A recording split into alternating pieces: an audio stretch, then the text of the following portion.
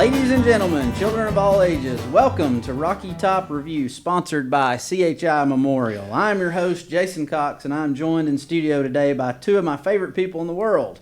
First, we have my friend, mentor, pastor, boss even, and Knoxville native, Dr. Jay McCluskey. It's good to be here. How are you today, I'm doing buddy? great. It's good to be here. Good. Next, we have my friend all the way back, dating back to Bradley High School back in the mid-'90s, Mr. Cleveland Bradley County Athletics himself, Heath Slinger. How are you, Heath? Hey, I'm doing great. Thanks so much for having me today. Welcome to the show. Welcome to the show. The Vols are coming off another disappointing loss to another rival, this time to the Florida Gators, 31-19. Dr. J, what was your take on that game? Okay. Well, first I want to give a few credentials of why I should be here talking football. I was born at Baptist Hospital right across the river from Neyland Stadium. So, I don't have a choice about my major college football loyalties. It had to be with the Vols. Born and raised there. My parents had season tickets, Section R, row 49, for years. And as a little boy, my granddaddy would drive up from Chattanooga, and the three of them would go to games. And if there was an extra ticket somehow, I got to tag along. I saw scores of games from row 39, 49 of Section R, okay? And I played football in 12 and 13-year-old rec league, and I would have been good, except I didn't like to get hit. So that, besides that, just not quite aggressive enough. I did play on our high school football field. I played trombone in the marching band. So anyway, there's my credentials and there. Your son, James, played in the Pride. Yes. Right? My son did play in the Pride of the Southland Marching Nice. Band there for his first year at school. Found out a few things. If you follow UT football, you know the Pride. And about half of the marching band are incoming freshmen. And it's hard, it's demanding, and they do it 1 year and they're done. And the rest of them are music majors and folks who just have a natural passion for it. So anyway, I used to be as a kid, man, I enjoyed watching the marching band just about as much as the football game. So that was kind of a novelty there. But for the Tennessee game, I summed it up that it could have been worse. I think you go into a game kind of thinking we're outmanned, we're outgunned, we're not as good a team as they are, and you hope you kind of keep it close. And a few things I think that would have needed to happen for Tennessee to be more in the game didn't happen. I think it's a game you got to get some turnovers. We didn't turn the ball over, which is good, but we didn't get any takeaways. And I think you just got to get some of those times you deny them the opportunity to have the ball and you get it and get some easier scores. And so, when you're 3 quarters into the game, you only got 7 points. That's just not going to get it done this day and age if you don't get some offense going or you don't get any help from your defense or from some turnovers and some items like that. Overall, I thought the defense played pretty well. I saw that it was Florida's lowest total score of the year, and a very uninspiring running game from Florida. They had one running yard net at the end of the first half. So I think the defense did good, except I would say that drive right before halftime, the score was 10-7 at the time, and there's 2 minutes left in the first half, and Florida converted 2 third downs with long distance, more than 10 yards. And, boy, those are just backbreakers. You think you're going to get them off the field, and they convert those. And so that was tough. And so that's the way it went. A couple of positive takeaways I saw. We got to see some new quarterbacks. Harrison Bailey played fair. He played decent. He took care of the football. He didn't get us in any drives outside of the one scoring touchdown. J.T. Shrout, however, did come in later in the game. Some people have said it's garbage time, but he came in and he played well. He led 2 scoring drives, and so I expect those 2 guys to be our quarterbacks this coming week. For a Tennessee fan, you may not want to hear this, but I think we also watched the Heisman Trophy winner in Kyle Trask. I've said that for a while now. I thought he was going to win the Heisman. Now, of course, that SEC championship game may say something different against Mac Jones and Alabama, but I think we got to see that. And then I think the best player in college football in Kyle Pitts. So we got to see both of those guys. Heath, did you even watch the game? Nope, absolutely not. So I thought Heath was about to chime in there, but I was talking. No, but I watched just enough just to, who would have ever thought, we would be measuring Tennessee football, but, we played pretty well. It was not as bad as we thought, which I think just goes to show, not that there's issues, but there's obstacles. Yeah. As a former coach, I'm always going to err with the coach because it's a lot easier for us here than it is for those there. And, right. And that's one of the reasons we wanted to have you on today, because, I mean, all nations saying, fire everybody up there. They're bums. Yeah. Talk to us about that. Talk to us about the culture, what might be going on in Knoxville right now, and how do you see it? Well, one, I see it as just extremely difficult. And all of those people that are saying fire him are probably the same ones that said fire Philip Fulmer, which is probably the beginning of the demise to get us to where we're at today, because we live in a world that's so discontent. And we want things, and we want it now. I mean, it's the same when you look at the Mark Richt, Kirby Smart. I mean, Kirby Smart's doing no better than Mark Richt. It was just a change. And so, here's what I believe about culture. It's a great buzzword. Most of us are clueless when it comes to how to create and cultivate it, me included. It is a very difficult thing and requires a whole lot of things to take place. But the one thing I do know about culture is you don't change a culture from the top down. You don't change a culture from the bottom up. You change a culture from the inside out. And I'm not inside enough to know exactly what's going on. I do know this: Jeremy Pruitt cares about winning football games. Mm-hmm. There's not a player on that team that would not rather be winning. When you play football in the Southeastern Conference, here's what's not in your favor. It's very difficult to get momentum in SEC football. And so when you're in an organization and you're in a league like that, even though you're making progress, like Dr. J said, to beat another really good team, even on a really good year, you listen to any sports announcer, it's going to be a game of turnovers. Well, thanks, Captain Obvious. You know what I mean? Like, who protects the ball? Yeah, well, thanks. You know what I mean? An 8-year-old could have figured that out. And so the hard part is getting momentum on your side. And there's no such thing as natural momentum. I mean, it has to be generated and created. And in the sports world today, it's so easy to lose momentum and it even be going in the opposite direction, because I remember this just a few months ago, the first 3 games of Tennessee football, listen, man, Jeremy Pruitt is the man. I mean, we were winning and things were good and we had this winning streak. Well, did all of a sudden he just become a terrible coach? I mean, all of a sudden, like, he's terrible now. Yeah, that's what a lot of All Nation feels like. Yeah, no doubt about it. We won, was it 7 in a row, 8 in a row? Yeah, but here, it's just like with parents. Vol Nation sees it with their heart. Jeremy Pruitt, Philip Fulmer, the coaching staff, the players, they see it with their mind too. So there are some deficiencies on that football team still. I mean, you're playing SEC football. You have to have SEC caliber athletes in every single position. And so I think we're just in a culture today where it's easy to bail really quick, but we've bailed 4 different times now. Mm-hmm. We bailed on a guy who won a national championship. All Nation bailed. All right? Then we bailed on or he kind of bailed on us, the next guy. Sure. Then we bailed on another guy. Then we bailed on another guy. And now, so we're going to bail on the next one? And so the question becomes, it's just like at Penn State and Michigan right now. Dude, Jim Harbaugh and James Franklin are really good coaches. They're on the struggle bus right now. And they may lose their job because it's the coaching world. It is what it is today.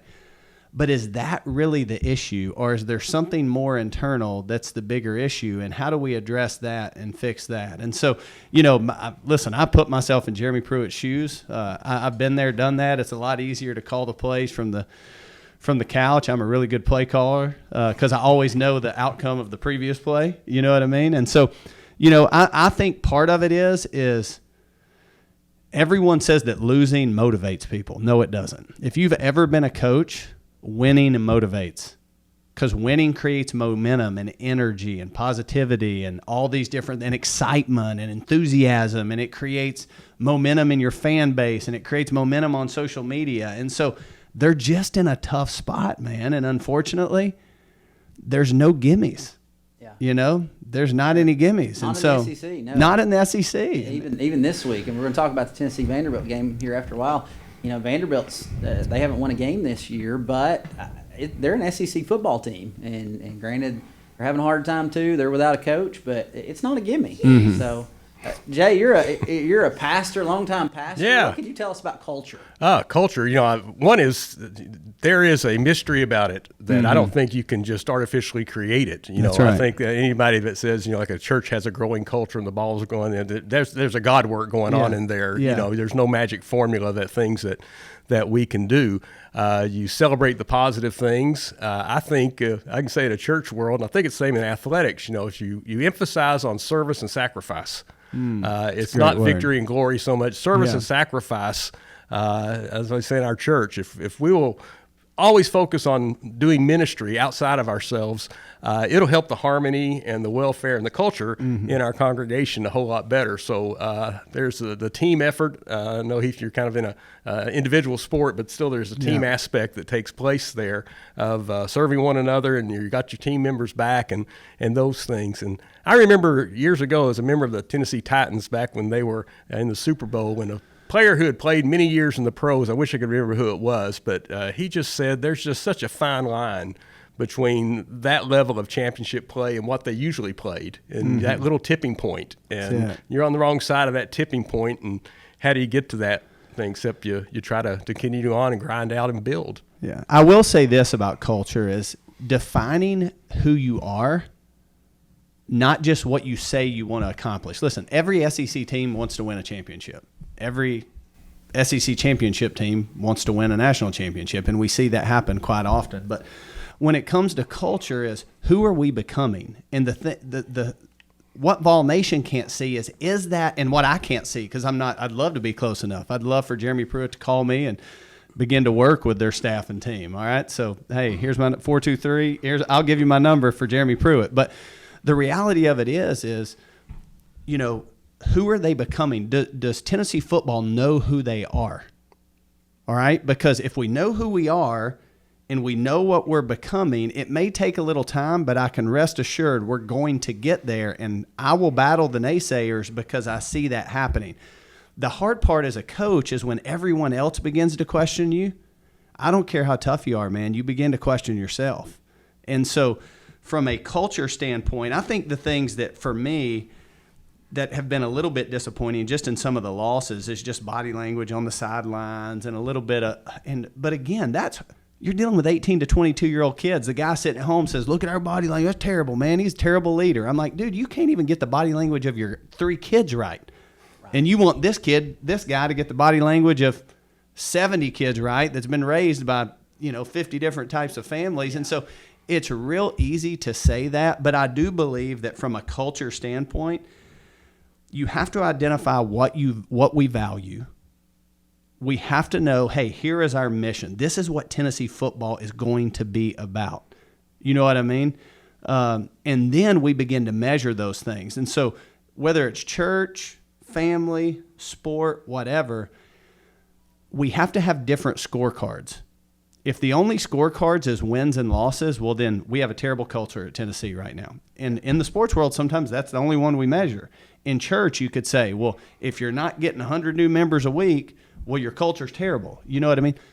But there's other ways to measure that. And so my question would be, and I don't know this, is there a scorecard in Knoxville, Tennessee that says, hey, here's what we know will get us there, and we're measuring that, and we're seeing progress. It's not as fast as we want. And does Jeremy Pruitt and his staff have the confidence and the perseverance to stick with it, even though they're getting blasted? Because if they do, and he gets lucky enough to have enough time, and sometimes you just got to get lucky enough to have enough time. Look at Brian Kelly at Notre Dame. A few years ago, man, they're calling for his head. Right. I mean, he's out. They're going to compete for a national championship.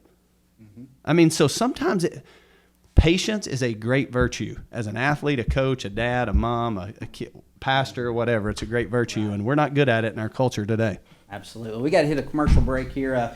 One thing I would say is I believe Dabo Swinney in year 3 was on the hot seat, and a lot of people wanted him fired. Came back year 4, and thing turned around. So, you're telling me there's a chance. Well, we'll be right back on the Rocky Top Review.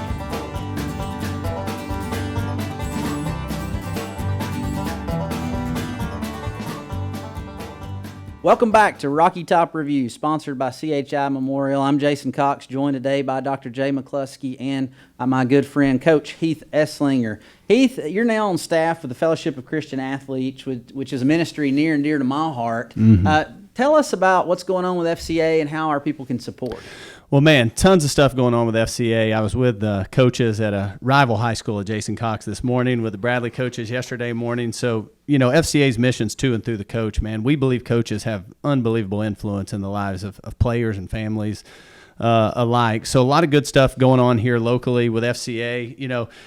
We would love for you to partner with us. We're in an end of the year giving stage. We're trying to get 21 gifts in the next 21 days. Actually, we're down to about 14 days now where you can partner with us. That gives us the opportunity to be in the front lines and in the schools. Even with COVID going on, we've continued to see ministry take place, man, doing Zoom calls with coaches all over the country and even around the world, man. We're doing ministry in the Ukraine and Ethiopia and all these different places where the reality of it is even in the midst of a pandemic, God is moving, and it's because of people's generosity that we believe we have an opportunity to change this generation. And I wholeheartedly believe, even with Dr. Jay here, who's a pastor of an unbelievable church here locally, in my spirit, I believe that the next great awakening is going to happen through sport.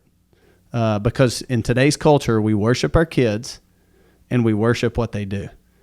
And the one thing they're doing today, and we're spending a lot of money on, is that we're in this thing we call sport. And so, listen, I want to be a part of I want FCA to be a part of knocking that idol off that pedestal and putting God back on that pedestal where he belongs. And so we'd love for all of our listeners out there to join with us and be a part of what God's doing. Absolutely. Love FCA and that whole ministry in general. Let's get to some picks today, guys. We begin with the number one ranked team in the country, the University of Alabama, 9-0, going to Arkansas, 3-6. The spread is 32 points, and so I don't think it's a question of who's going to win this, but quick take on this game. You can ask me if who's going to cover? Okay. Don't know much about gambling as a general rule. But good Baptist pastor? I don't know. Yeah, okay. It's true. But, of course, I think Alabama can win that game as much as they want to. And they've become this offensive juggernaut. It really is, historically defense was so key, but offense has been so good for them. They're just scoring 50 points plus. So you got to go with Alabama, and I would say, if you think, will they win by 32? Yeah, I think they could. All right. Heath? Hey, it's like that little Facebook video that came out at the beginning of COVID. A, would you rather be stuck in your house with your wife, COVID, or B? And as soon as the guy said B, the guy's like, B. And so, like, when you're doing an Alabama pick, like, as soon as you say Alabama, I'll go with Alabama. Yeah, I love what Sam Pittman's doing in Arkansas, but he is doing a great job. It's a little too much this week against the Crimson Tide. Next, we move to the University of Georgia, number 9 team ranked in the country, going to Missouri, surprise team. They've snuck into the top 25. They're ranked 25th in the country. Heath, what do you take on this game? Man, I've always been a little bit of a Georgia fan growing up. It was my first college football game that I went to, and so I know Missouri's having a good year. Being in the SEC, but I'm going to go with Georgia. Well, at Missouri gives them a bit of a plus on that side, and this Missouri team is a whole lot different than the one that came to Knoxville early in the season, and Tennessee managed to handle them. So I think it's going to be a close game, but you line up the talent, and you still have to go with Georgia. Right. Okay. Next, we move to the LSU Florida game. This game is being played down in Gainesville. It's a 23-point spread against the defending national champion. Surprising as that is. What do you think Florida wins this game by, Jay? Oh, okay. What's the spread? 23. 23. Yeah, I'll give them the 23. Yeah, it's at Florida. I'll give them the 23. LSU by title is the defending national championship, but that's the whole different team out there than they had playing last year. We talked about it last week. It's bizarre that a team can fall that far that fast. Heath, what do you think? Hey, I will go with Florida covering that, and it just goes to show, like, man, there's so many factors that go in. If Joe Burrow don't show up, then Ed Ogeron's not a national championship coach. It just is what it is. Probably going to get fired this year. Yeah, it takes so much for that type of season to happen. And so, listen, man, coaching aside, there's a lot of other factors too, man. Those dudes all know football. Yeah. Yeah, I mean, he caught lightning in a bottle. Oh my gosh, yeah. But, He's about to catch thunder now. yeah, and then we go to probably the one game that could be a decent competition this week. The Gus Bus and Auburn goes to Mississippi State to visit the Pirate. Auburn's a 6.5-point favorite in this game. Heath, what do you say? I'm going with Auburn. I love the Pirates interviews. I'm not a huge fan of his coaching, and so I'm going to go with the War Eagles. Okay. And boy, I remember watching the very first weekend of the season. I guess it was Mississippi State at LSU, and that quarterback Costello was just like he was the second coming of Tom Brady. I thought, he just flinging that ball all over the place, and they won that game. At that time, thought LSU was a different team than they are now. But I'm going to stick with Auburn. I think that that Mississippi State offense is something that has to develop over a number of seasons for them to get as fluent at it. And I think Auburn, with its seasoned coach and in that system for a long time, will take that game. All right, we'll be right back. We're going to take our final commercial break of Rocky Top Review. We'll be right back.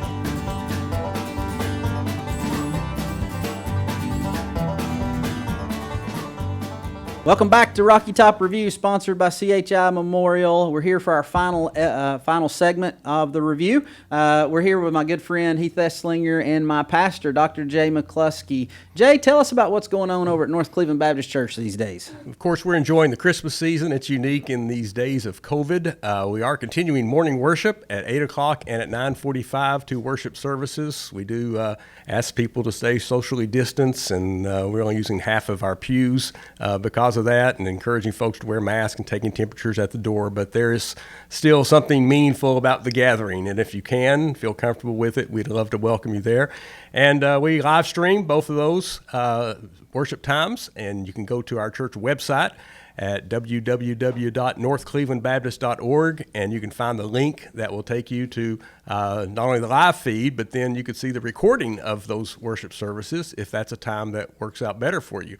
We just found that the thing that COVID and coronavirus has done, it just fast forwarded a lot of things the church was already doing, becoming more digital, becoming more virtual, and we've just installed a new camera system that is going to upgrade our presentation on our webcast a whole lot there. And anytime I do a Bible study, I'm doing a video of it and uploading that so people can watch that at their leisure and their time when we aren't as well together. So we have those services going on, and we just, most like a lot of places here, we take it a week at a time and see what the conditions are about what we can offer and do. I am very proud, I want to say, continuing doing ministry, and I mentioned a moment ago, focusing on selflessness. One of the passionate ministries of our church is Operation Christmas Child, the shoe boxes that contain toys and school items. And we recently collected and packed and sent for distribution and paid all the shipping for 1,700 boxes. Wow. Which is, for a church our size, I think is a phenomenal accomplishment. We're exceptionally proud of that. And it, like our church, involves all ages. And Jason knows that we celebrate the diversity of the generations in our church. And so the senior adults and young adults and youth and median adults and small children and infants and preschoolers, these are these ministries we can all participate in together. That's very exciting for us. That's right. And you got a pretty good youth pastor over there, too, I might add. So on this final segment, we want to focus on our spotlight game today. Tennessee coming into the game at 2-6, Vanderbilt stumbling in at 0-8. Tennessee comes into the game on a 6-game losing streak as well after starting the season promising 2-0. Jay, what's it going to take today for Tennessee to get this win? I think if they'll just I don't want to say you don't want to play not to lose, but I think they just play a consistent game. I think if they bring even the same game they played last week, similar to that this week, they'll win. I just think Vandy is struggling right now, and Tennessee should be able to win even at Vandy. So that would be the thing. I would like to add, I do hope Vandy scores because I'd like to see their lady kicker get a chance to get back on the field. Her name's Sarah Fuller. So, Sarah, I'm rooting for you to get a chance to put some points on the board for Vandy. All right. Heath, what do you think Tennessee's got to do to win today? Well, I think the firing of Derek Mason gives Tennessee the edge. Right. A lot of people may think otherwise, but I think letting him go, I think the players loved Coach Mason. He's a great dude, phenomenal coach. Vandy, speaking of hard, being at Vandy in the SEC is difficult, so I think the edge goes to Tennessee. I don't think Tennessee's playing necessarily terrible. I just think they're not playing quite good enough. So I think this week you're going to see them come in and even playing just well, I think they'll get the win over Vandy. All right, so you're both taking Tennessee, huh? All right, well, I will Homer. as well. I do have a guest picker in the studio today. It is my youngest child, Mr. Kelby Neal Cox. Kelby, give us a pick. Who's going to win today, Tennessee or Vanderbilt? I'm voting Tennessee. Tennessee. You heard it here All first. right. Kelby is on the Tennessee train. I may be failing as a parent, raising him as a Tennessee fan, but I'm doing it nonetheless. Thank you, Kelby. Thank you for being here. All right. Thank you for joining us today on Rocky Top Review. Special thanks to our guest, Heath S. Slinger and Dr. Jay McCluskey, as well as our sponsor, CHI Memorial. And now it's almost football time in Tennessee as we go live to the Vol Radio Network. Go Big Orange.